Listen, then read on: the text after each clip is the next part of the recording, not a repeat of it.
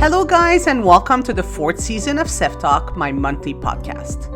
I am Seve Tamborero, professional tennis coach, author, and a creative thinker.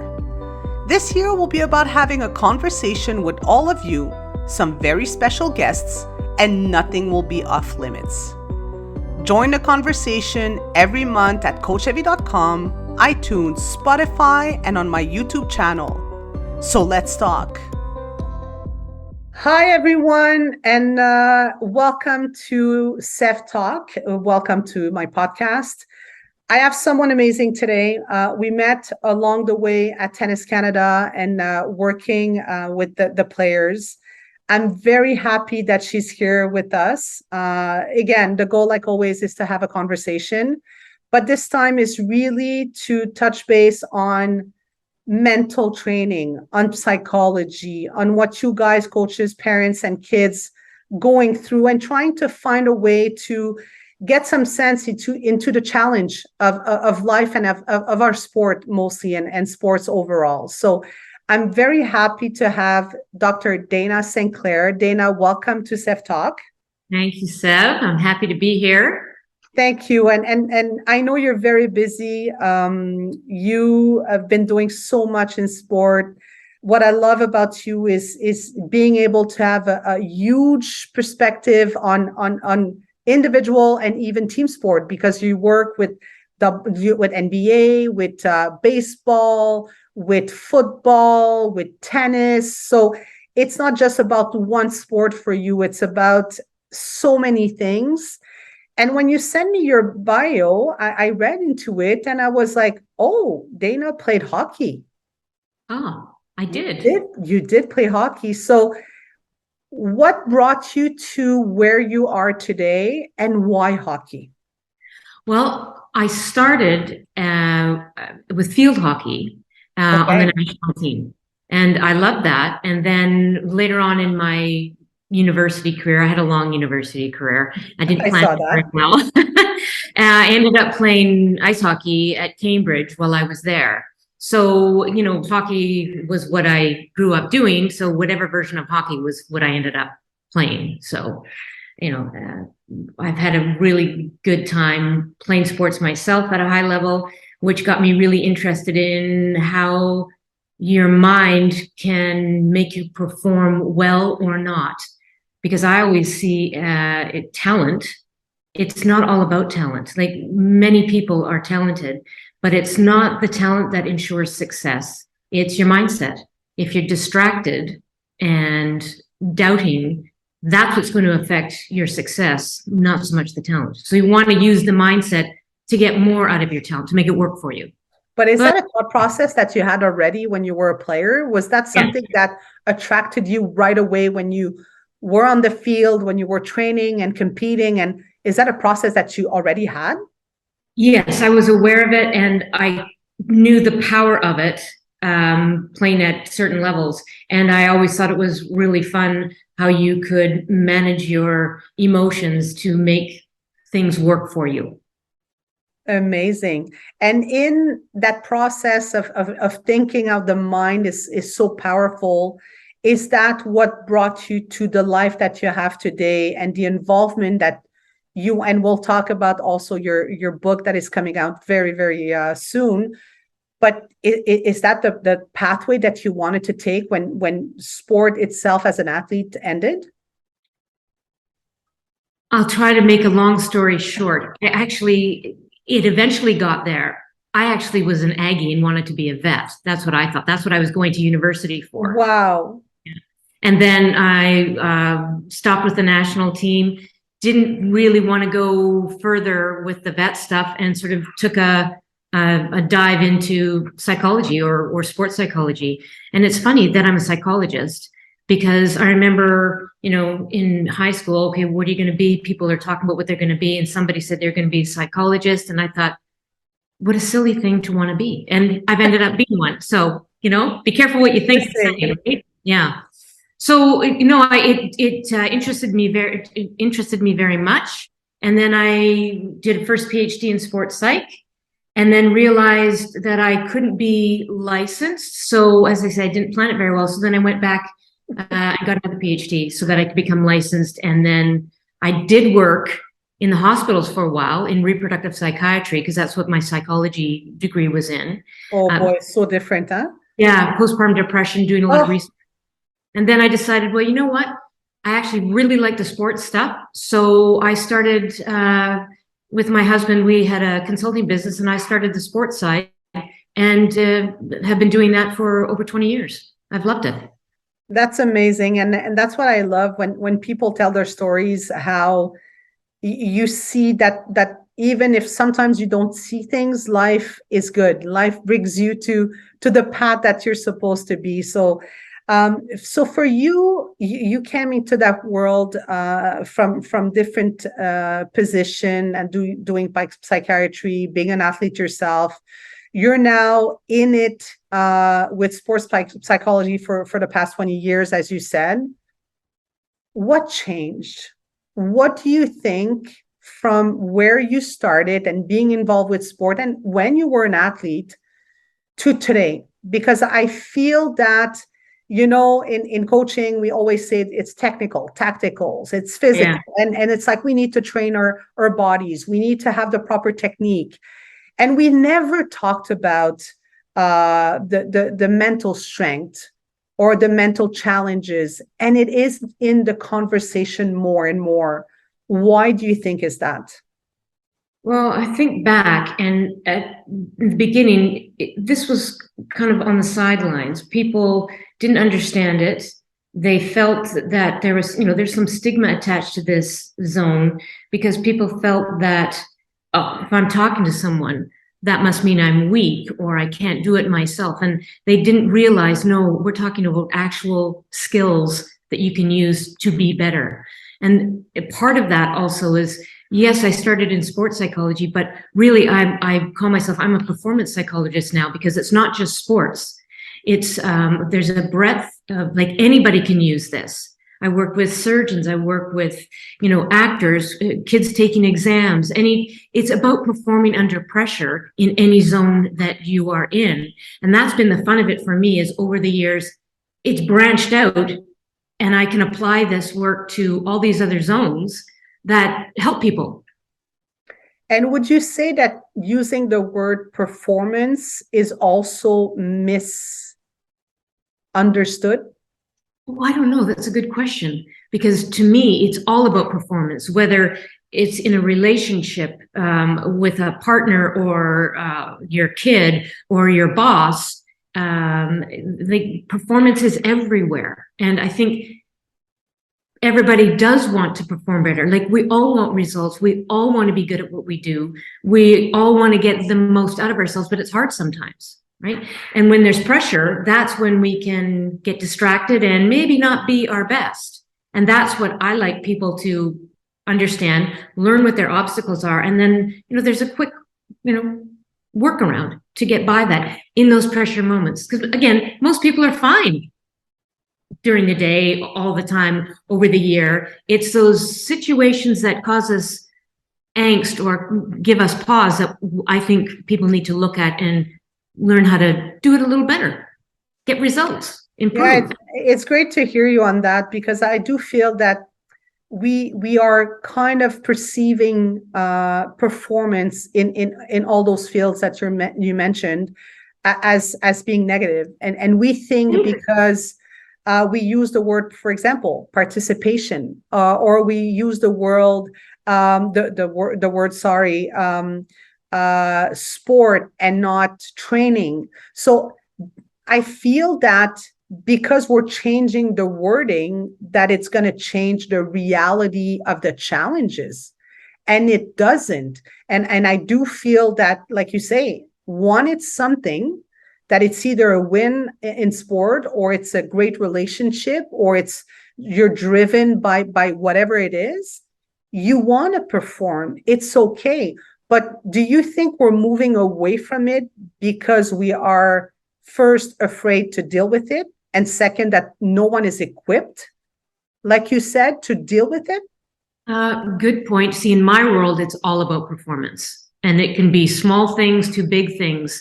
So I do think people get scared of it because they feel that there's pressure. But I would rather people face it so they can do a better job, because I feel like if you are performing well at your job or whatever it is that you're trying to do, that's one of the best ways to stay on the right side of your mental health. Nobody feels very good, or, if satisfied, if they're not doing a good job and they know they can do better. If they're getting more out of themselves, they're going to be more satisfied, more confident, happier. That's what we're looking for. We're not looking for, not everybody can be the world's best. Not everybody can be number one. It's about being good for you. That's my world. Yeah, and it's great, again, like I said, to hear that. Would you say that the challenge of not achieving our goals, some people don't like the word failure, is it the biggest thing that you hear from all the people that you're working with, is that they are afraid to not achieving what they want, and because of it they're not having goals in their life, and it's creating kind of is that the most thing that you see as a challenge right now in your profession and the people that you meet? Yeah, that is a big thing. Like, there's many distractions out there, but one of the biggest is fear of failure, fear of not being good enough, fear of disappointing yourself or others, not getting what you think you can get or what you want.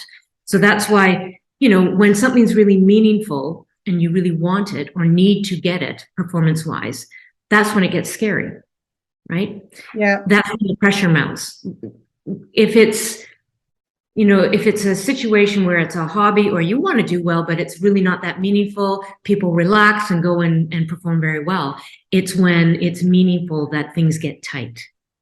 And that's when people get afraid, because they're sort of worried about, they start bumping up against their own perceived limitations. And that's when performance can go downhill, right? Yeah. That's when the talent isn't working for us. So are you saying that talent is not enough? Absolutely, I'm saying talent is not enough. It's a great start. If we're getting the most out of our talent, we're going to feel good. But if we've got great talent and we're not getting it, we are not happy people, right? If we're trying, and we're not achieving. And things get in the way. Yeah, it's true. And again, using your word, your happiness. Do you see a lot of happy people that come and see you? Yes, but they're more happy when they face the fears and learn how to get around it in their own performance and do a good job. That's when they're really happy. And it's not as complicated as people think. The stuff I talk about with my clients, I'm working hard to simplify things, because we all like to complicate performance or what we're trying to achieve. And I'm always trying to simplify it for people so that they can get on their merry way and go do their thing and leave me behind. That's what I'm trying to help them with, to become independent performers. Right? I don't want them around all the time. They don't want to be around me all the time, even though I like them. And if you had like one or two things to say exactly on that, if we had to target something for our own lives and as coaches, parents, or kids, athletes, what are the one or two things you would say that will help us to simplify things? Right. First off, so there is a process that I had sort of, listened to a lot of clients and tried to put things into action. So what I figure works best, it's 3 steps of this process, performing well. 1, I like to talk to people about, on a good day, everything seems easy, effortless. You don't have to think, it just happens. You are thinking, but people feel like they aren't. It's thinking about those days. Hey, what am I doing here? Versus the bad days where, good performance is elusive. You just can't do it today. Well, your talent's still there, but the mindset has changed. So it's figuring out, okay, on a good day, what am I doing? On a bad day, what's happening? What am I not doing? Figuring out those obstacles. What are the distractions? What are your derailers that are taking you from a good day into a bad day. Could be fear, could be tension, could be expectations, could be self-doubts, results, what your parents are saying. It could be, there's a list of at least, well, you could have 100 things on your list, but really there's going to be 2 or 3 things that really get in your way. But being able to isolate those and identify those, it's like, okay, when I am frustrated, this is happening. When I'm worried about losing, that's when I really, these types of things are big for people. So figuring out what those things are. And now step 2, you've got to pick out the skills and strategies that you need to shift onto in the moment. Because I'm really talking about performing in the moment, right? Mm. And then once you get those skills and strategies, get a little plan. It should fit on a Post-it note. That's all I have to pay attention to when I'm performing in the moment.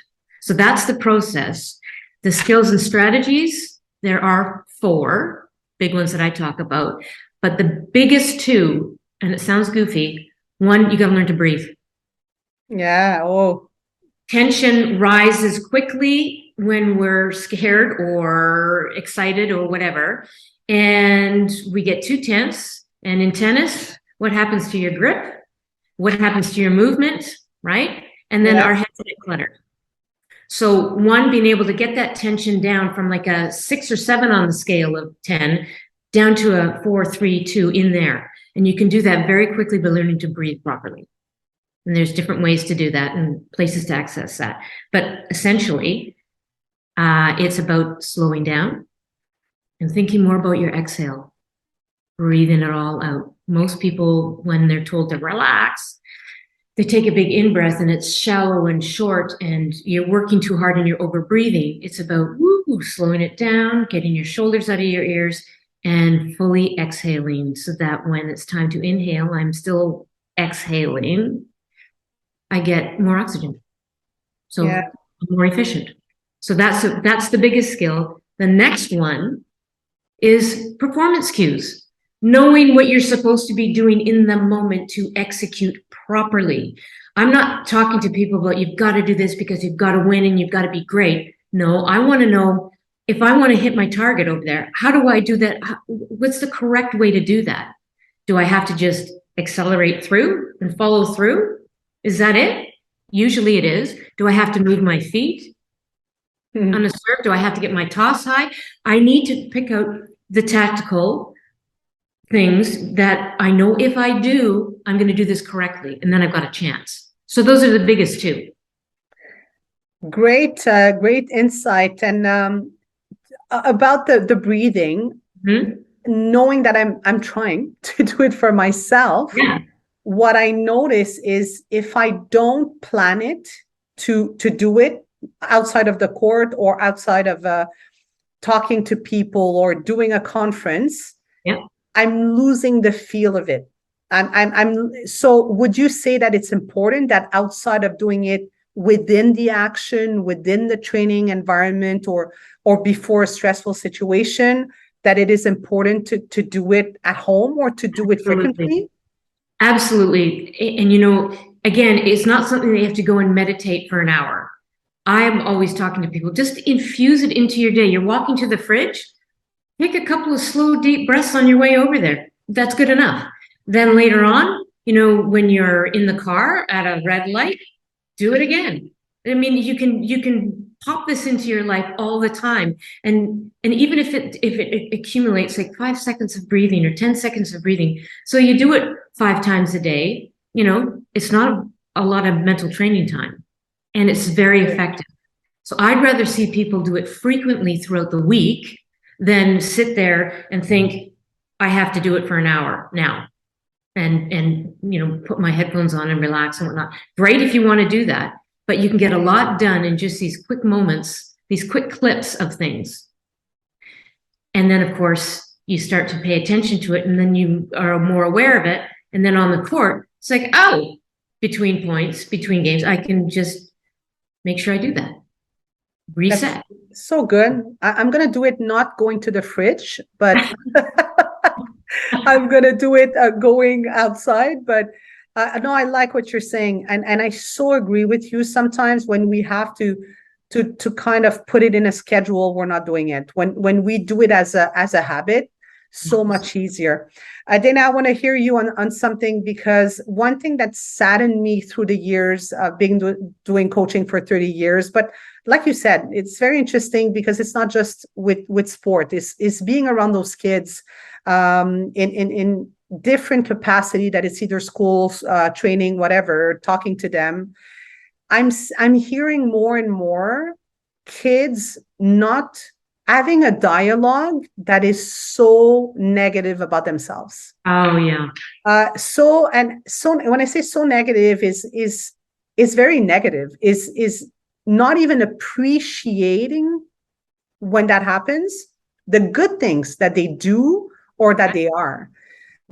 Is that something that you hear or you see a lot? Is it just me, or it's something you experience also? It's not just you. I experience it all the time. In fact, see, a lot of it can be personality too.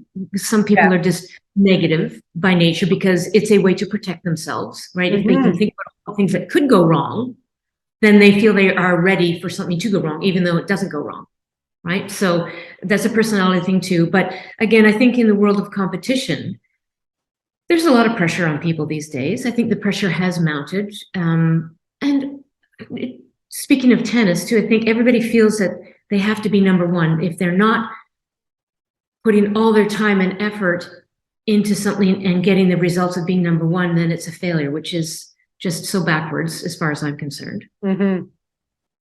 So yes, the self-talk is sort of the third big skill for me. And there's two parts of self-talk. One, it's called the facts list. I want people, when I'm working with a client, I want them to have a list of their accomplishments.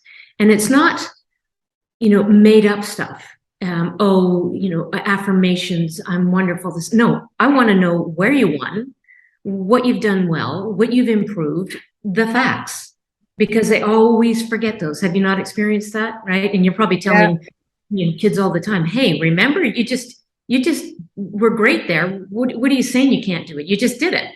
But it's funny you're saying that, because I've seen you with the last month in action with some of our group of kids, and I was amazed that kids couldn't find anything positive when you went to do a list of something that you feel that you're not doing well. Like, it came down, like nonstop. But when it was time to be more on the good side, looking at the kids, they were reflecting so much to find one thing. I was like, this is amazing.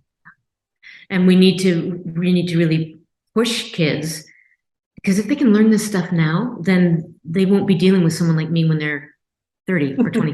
Right? I mean, not necessarily true. They always need a refresher, but learning this is such a help for our mental health when we're young, because we're looking at things in reality, not this made up, all these things that are terrible and that are gone. They're not even true, right? So if we get the true stuff down, and it did take the kids a while to, once we gave them some time, okay, then they had a few things, but it took them a while to get started, right? Yeah, it's true. It's crazy. Right. But I think they're also taught, oh, I'll be that's cocky. If I'm thinking about the good stuff, I'm being arrogant. And it's actually not true, because I think what we do with performers too is there's so many expectations. As soon as they hit the expectation, okay, great, finally ticked off my list. They don't get time or the space to reflect on it and feel good about it. It's okay, finally done that. Now what's the next challenge and crisis that I have to deal with? And I want people to have that list in front of them and think about the accomplishments. I mean, I've had, really top athletes in the world find real power in their facts list. I mean, there's one client of mine, the Commonwealth Games, started to go over her facts list every day for the week before, plus doing her other training. And she felt so much more in control as the days went by, because she realized, oh, I'm actually pretty good and I can do this. And she got to the final. So wow. Yeah. It's amazing. And you said something that I think it's so important because you mentioned that, if they do things at a certain point, they will be able to not need you at a certain age. Right. So what would you say that would be important when you're a young person, a young athlete, a young kid has that mind of performing, that is either school or in sport or in music, and you want to get through it. What is it that they need to start working on very, very early? I'm sure you would add the breathing. That's something they need to learn along the way. But is there anything that you would say that, if you do that at that age, that's going to facilitate your pathway when you're going to get older? Yep. And again, my book is about this very thing. And again, there is the process. One, okay, just being aware of what makes you tense.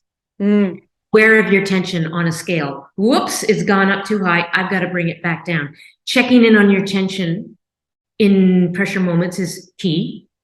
So knowing where you are, the breathing, of course. It's in the moment, being able to have pre-planned something to think about. Because everybody says along the way, I'm better when I don't think, or advice is don't think out there. Well, it's impossible, and you are thinking anyway. So you might as well have good stuff to grab onto to think about. And that's where those performance cues come in. And that's when the self-talk, the fact's not so much in the moment sometimes, but the other part of self-talk, which is I call smart talk, which is calming yourself down, right? Talking your way through the performance. Telling yourself to move your feet. I got this. You're okay. Come on, remember to accelerate. Just follow through. Put it to the back corner. Cross court. Talking your way through to engage yourself through the performance is super helpful. Oh, so those are three biggies that you can do. Yeah, and I think it's like you said. I think it comes to creating that habit very early. That process of self-talk and trying to already acknowledge, why are you tense? Why are you crying in this moment? Why are you? Yeah, so for me, the ecosystem of sport and life, it's the parents, it's the coaches, it's the kids themselves. What would you say to coaches? And I guess parents also, what should we do better to make sure that we are creating that space and that environment for those kids to work and be able to being okay to be in performance, but doing it, like you said, in a process, in a pathway that makes sense and that they have those tools? What should we do better? Well, I'm thinking, parents and coaches, all of us really, use the process yourself. Check your own tension. Check how you're speaking to yourself. Check what you're supposed to be doing in the moment with your athletes. Biggest thing for coaches, I think, is the advice you're giving. We all are taught, certain ways, and we kind of do things how we've been taught to do them. And there's a lot of bad advice floating around out there.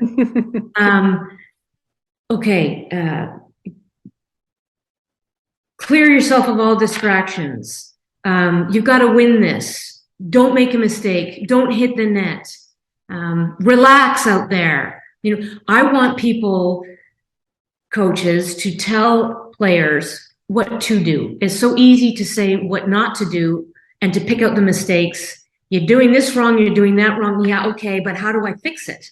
It's simple, but it's not that well done in any sport or any work-related situation that I've seen. It's so much easier to criticize because a lot of times people feel, I'm not doing my job if I can't pick out what's going wrong.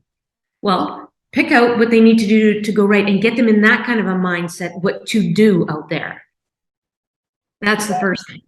So good communication, actually is the biggest skills that coaches can hone. Mm-hmm. It is being positive, not fake, being positive, but you can still, I guess, criticize or give constructive feedback in a nice way. Yeah, I agree. It's all about the how we do things and what we say. And I would say from experience, and we had that conversation in the past, the power of the words also makes a huge difference. Yes. And how many times, you hear things like, oh, have fun, enjoy Yes. your lesson, but, at the price I'm paying by the hour, you better do it well. Yes. So you have like the good thing, and then boom, it comes back with something different.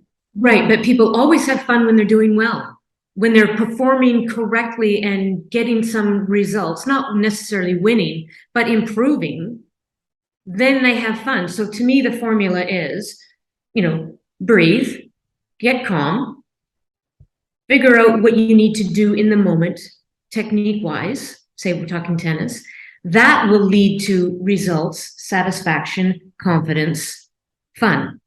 It's not the other way around. I'm not going to have fun if I'm terrible, like if I'm not getting to my skill level. If I know I'm capable of doing well when we're playing points and I'm shooting it all over the place, I'm not going to have fun. If I No. can calm down and put the ball on the court properly or more consistently, okay, now I'm going to feel good about it, even if I'm losing points. So you would agree with this phrase that I'm saying a lot to the players: you're as confident as you're competent. Yes, I would. I would. And I'm always wanting people to focus on the competent part first, because that's what's going to give you confidence. Because I Exactly. always do say, so I'm with you on that. And I always tell people, confidence, it's overrated. You might want it, but you don't need it, because if you can learn to focus in on what you need to do in the moment, that's what's going to allow you to be confident down the road. That's So I don't like people to say, well, I can't do it until I get my confidence. Well, this is how you're going to get your confidence. You're going to have to actually move your feet, set up early, make sure you extend, follow through. And now we're going to talk about confidence. We'll see how that goes when you get confident. Yeah, I think that's so important. What you're saying is not, it's not one at the service of the other. At the end of the day, it's really that competence that you have to work on, and confidence. It's the result, can be the Yes, result of it, but it's not the opposite. You don't need to be confident to get everything else. That's so absolutely important. not. Absolutely not. As I say, if I could play tennis, if I'm playing to my level, how am I going to feel about it? Mm. Yeah, no, that's true. And no, again, great insight and tools. And would you say would be the same thing to say to those young players and coming up also? Because it's the same process, right? You're 8 years old, you play, you have no expectations. You get to 10 and 12, you get some wins, you're a national champion, expectations are getting bigger and bigger. Now you Yes. compare yourself, and boom, you enter the world of, I'm afraid to lose, I don't win anymore, people don't like me, what do I do? And then it collapses. Correct. All those things you just listed, those are sort of in the derailer zone, in the bad day zone, where everybody's head gets to when they start to feel the pressure.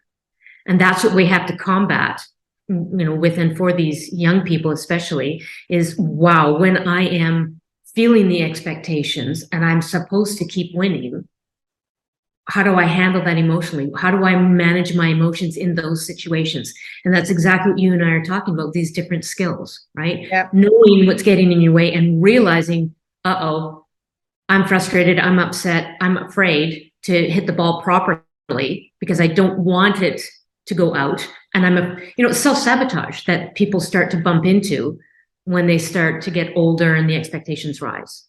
Yeah, that's and you said it earlier, process, and it seems to be the process more and more, and that's why I think it's important to have conversation like this, because I don't think it's going to get better or easier. I do think that we need to do a better job as coaches, Same thing with parents, but parents, they need to just understand, that they do have a role. Their role is important. How do you see that? Right. So let's talk about the parents. Okay. So parents are obviously wonderful and will do many wonderful supportive things for their kids, but they're very powerful. And my biggest, I guess, feedback or advice to parents, especially in tennis, well, in tennis, but in many sports, anywhere, be ready to back off because they really want to help their kids. But so many parents feel they need to do things for their kids instead of letting their kids figure it out and learn how to do it for themselves. Just like I can't get out there and perform for my clients, parents can't play for their kids either. They have to let them fail. They have to allow them to lose and learn how to lose and learn how to improve, to not lose again or not lose as badly or to lose better or to get the most out of them. So a lot of parents, there's too much vicarious living out there. It's important to their status as a parent to have their kid be on top, to be better because it's meaningful to them. And we get into too many sticky situations that way. Too many parents are too demanding of results. And it's so funny because I'll ask some of my young clients, wow, like your dad's really on you. Okay, well, can you beat your dad? Yeah, I've been beating him for 3 years and they're 13. So it's funny that the parents feel so strongly that they need to make their kid successful and a champion when they end up just pushing too hard and it's more because of them than their kid. Than what their kid wants. Yeah, you're right. And would you say that they're a bit like that because they have a perception that if they're on their kids and they're present and they control what's going on, that their kid will be performing better, that they will be, do you think it's the right perception that they have, or it's totally the opposite that happens? I think they need to back off. It becomes too demanding of the kid's time, of the expectations, and I think it's damaging. I think parents really have to examine their own tension levels and their own desires and what they want for results too, and really be careful not to overlay their own wants on their child. Makes sense. And I hope a lot of parents will listen to you on this one and take it as I always said, it takes 10 years to build an athlete. It takes 10 years to be a good parent. It's not easy. Their role is not easy. The coach's role is not easy. No. And those kids, you talked about it. I'm a strong believer on autonomy. I'm also a strong believer on autonomy early so they can learn along the way. So when it's time to fly by themselves, they have the tools. So what is it on the athlete perspective, on the kid perspective, that you would say that is important for them to focus on? For the kids? Yeah. Well, again, it comes down to me is to know what gets in your way. Like what are sort of the hot spots that mess you up when you're trying to perform? Because again, we're talking maybe about a 10-year-old or a 13-year-old, but they're still out there trying to perform. If they're really lousy, they're not going to be having a good time, right? So helping kids get the most out of themselves is the goal. Mm-hmm. And again, it goes back to that process, whether they're 30 or 10, know what gets in the way, be aware of it, be able to prepare, settle, breathe, think constructively, talk your way through it, get back to how you're supposed to do things. Again, people get too caught up in how they feel out there, and that's the big problem. And I want people to shift over to think about what they do. It's not about how you feel out there. It's about what you do. It's about moving your feet. It's about all those things to actually perform correctly, right? Yeah. So again, I'm big on, doesn't matter how you feel when we're out there. We can talk about that after. It matters that you can get your head and shift it onto what you're going to do in the moment. Then once people get that, then they start accessing their skills when they're stressed and they feel great. That's amazing. And what I'm getting from this conversation is making sure that we are planning this, that it's becoming a way of doing things, and it's in the pathway and in the process of their development, that we're not putting this on the side, that it's important to have to do it little step by step, and to do it in the beginning where it becomes a habit, where after that, when it counts and when it's more stressful because of expectations and things that you mentioned, We'll get stressful. Yeah, and you're equipped to do better. So it's really important. And you mentioned a few times a book, and I've done two myself, in the process of a third one. What a process it is to do that. So congratulations. It's a big achievement. Why did you wanted to do a book, and what do you want the book to achieve? Why I wanted to do it is because I've spent a lot of time in this zone, and I see a clear, simple process that helps people. So the big idea was to be able to take this process that we're talking about, put it out there for everybody to use. So they don't need to come and see a person like me. They can pick up the book and apply it to their life right now and get results immediately. People tend to think that you've got to go work on this for a long time and whatnot. And I say, no, you don't. You can get immediate results. I mean, I would be talking to NHL players, in the dressing room before a game or in the weight room before a game, because we needed to get something done right now. Like the game's in half an hour, or we need to tweak this right now. So that's what I want people to see, is that anybody can use this in any endeavor, and that it actually will work for them quickly. It's not this long drawn out thing. And the name of the book, and I will put the link when we will launch this podcast for people to get it. But what is the name of the book? It's called Dialed In, Do Your Best When It Matters Most. And that says it all. And when is it coming out again? January 2nd. It's up on Amazon for pre-order now. It's by Simon & Schuster. And yeah, January 2nd, they're going to wait to the new year and pop it out then. And what would give you more satisfaction, when people will talk to you about the book, that you want out of this experience? I want people to see themselves in the book, in the experiences of my clients. I want them to see themselves in that and be able to take a skill and use it right away. Things like, I'm thinking of like another couple of skills. I want parents to help their kids learn how to behave a certain way on court, let's say. When they get frustrated and angry, slumpy behavior, looking for excuses, I want parents to be able to read it and help their young player. Nope. Posture, head up, shoulders back, settle down. Now think this, now go. So I want not only people to be able to apply it to themselves, but others to apply it to people that they're trying to help.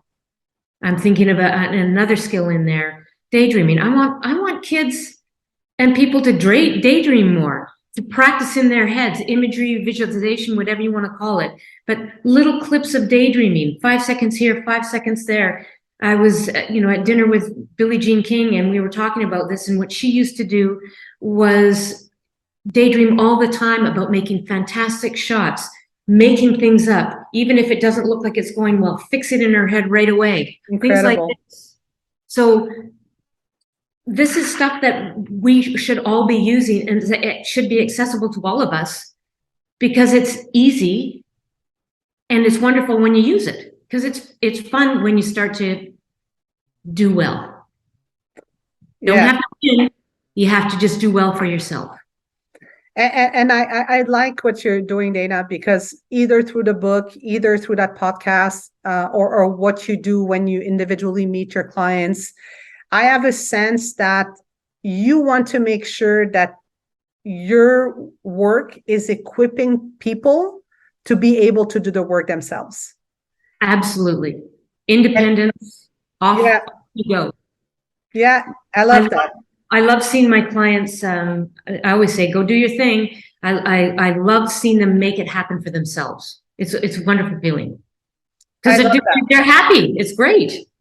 But it's so important. It gives everyone accountability. Also, it gives everyone power to what they want to achieve. And I really hope that people will get exactly that for the conversation we're having today. And I know you're very busy. I'm so happy that you were on the podcast today. And but before we leave, I always finish with this, because for me, I do think music is so important in my life, in my travels, and there's a lot of connection to a song, to a moment, to something that happened in our life, or just sometimes a song that represents us. So if I have to ask you, if you had a song that would either that you listen when you want to bring yourself up, either that represents you, or all of the above, what would it be? Wow. Okay. I don't have a song that changes from time to time, right? Sure. But I'll tell you that my musical fun taste, I like disco, I like R&B. Right now, I love Dua Lipa and Lizzo. Anything by Great, but I love to see, sometimes I ask the question, and someone is like, oh, I love I love AC/DC, and so you don't always see that there's a connection. I know. But what you said, again, so important, it changes, but that's what I love about music. It either makes you cry, or it makes you laugh, or it makes you dance, whatever it is. I hope that everyone has that in their life, because it's so important. Dana, where do people can reach you if they want to, get the book? We're going to put the link, but if they want to see you, if they want to follow you on Instagram or Facebook, where did you do that? Well, Dr. Dana Sinclair is Instagram, and info@humanperformance.ca if you want to email. And that's probably the best way to get me. Perfect. Dana, thank you. I'm open to any takers that want to have a chat and get more on the skills. I'm happy to. And Seve, always a pleasure chatting. Thank you. Thank you. Thank you so much. And all the best for things to come. And I cannot wait to read that book. Thank you. See you soon. Bye. I hope you enjoyed this month's podcast. Go to CoachSeve.com in the media section and share your experience, questions, and comments. Thank you guys for listening and being part of the Seve Talk community. Until next time, Seve's out.